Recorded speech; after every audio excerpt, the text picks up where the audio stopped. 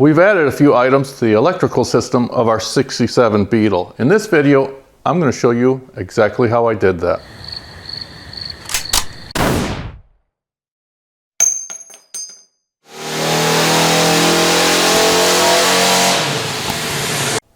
In a previous episode, you saw how I got everything electrical working on this bug. The headlights, turn signals, brake lights, even the horn.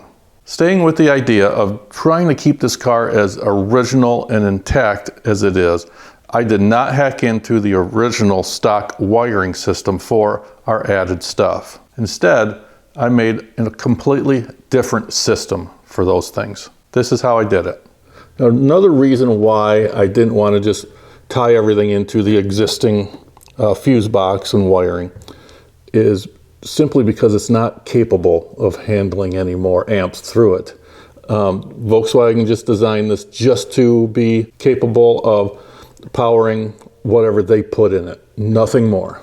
If I were to run any more amperage through all this, at best I'd be blowing fuses. At worst, I might have a fire. Starting at the battery, I ran an 8-gauge wire, which is overkill for the few things we're adding on right now, but that will give us the opportunity to add more in the future. And as close to the battery as we could, we put in an inline fuse to protect the entire system.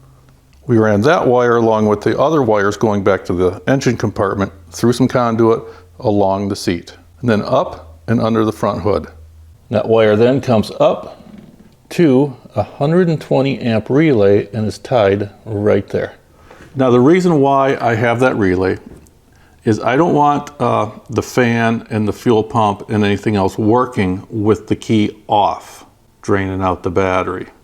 I have a trigger wire that activates that relay going to an ignition on only spot in the fuse box, and this only draws a couple amps to trigger that relay. So turn the key on, that sends power. Turning on that relay sends power to our new fuse and relay panel right here.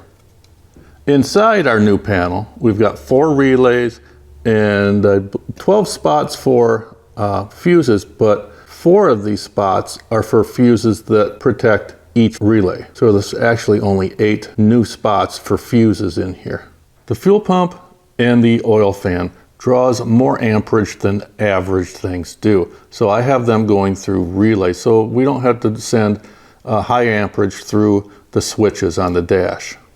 This fuse in the center here protects that relay for the fuel pump. This fuse protects the relay for the oil cooler. Now this one on the end, that fuse, that protects the positive wire going to our gauge panel. And this fuse protects the power going to our switches. These are the wires that are coming from our switch panel, and they're the ones that trigger and turn on these relays. We do have the lights in our gauges tied into our dash lights, so when the headlights come on, the lights in the gauges come on, and that's tied in back here. We just piggybacked off of it. So here is our gauge panel. Pretty simple, typical gauges: oil pressure, oil temp, volts. And because this is a sleeper car, I didn't want them very obvious where a passerby can see them very easily. So I have them tucked up underneath the dash.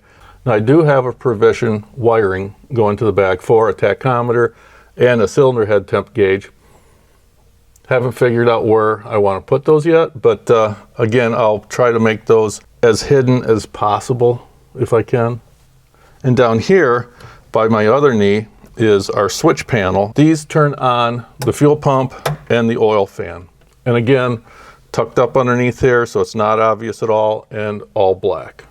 If you're new to doing electrical work like this and you want to learn more, on our other channel, Wanderlost Overland, we produce a bunch of very, very detailed videos on exactly how a relay works, what size, what gauge wire you should be using, how to make a relay fuse panel like we have under the hood here from scratch, and also how to make a switch panel, and a few others. I'll put a link to those down in the video description. Go check them out. As you can see, I took the engine out. As much as we wanted to have this running and driving as we worked on it, the engine got way too hot. Behind the tins on that engine, I'm 99% certain that it's filled with mouse nests. And we just couldn't drive it. We'd drive around our little town here that we live in, not even a mile. It got so hot, you couldn't even grab the oil dipstick. So engine's out, and that's all right because within a couple of weeks, we are going to be putting in the new engine. So we can be without driving it for a couple weeks anyways.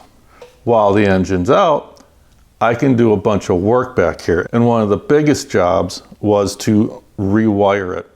On this side, we have the original wiring coming back from the original fuse box and that. That powers, what do we have here? That's the small wire to what's going to be the alternator. We're switching over from generator to alternator. Oil pressure light on the dash, the reverse lights, which we're not going to use, but I have them wired in anyways, just in case we want to use them later on down the road, or if the next owner wants to plumb them in. And this is the positive to the coil. And it has a quick release plug right here, so we can unplug it when we're changing out engines. We can unplug it, make our job really, really simple there. This is the charging cable to the alternator. On this side, we have our new wiring system. And on that, we have our gauges. Head temp gauge, and I have everything really well labeled and written down. Tach, what else we got?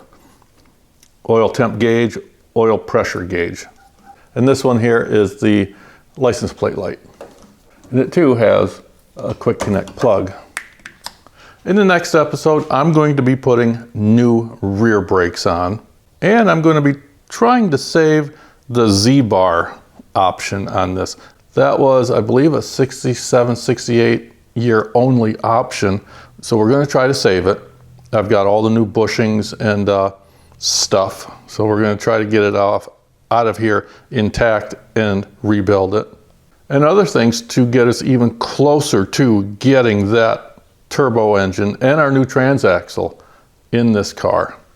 This video went really fast, I know. If you have any questions at all on anything you saw in this video, how I did things, please just leave a comment down below. I'll try my best to answer your questions.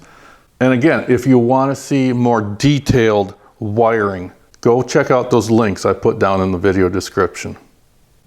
As always, if you like this video, please hit that like button, and we hope you consider subscribing to our channel. Thanks for watching.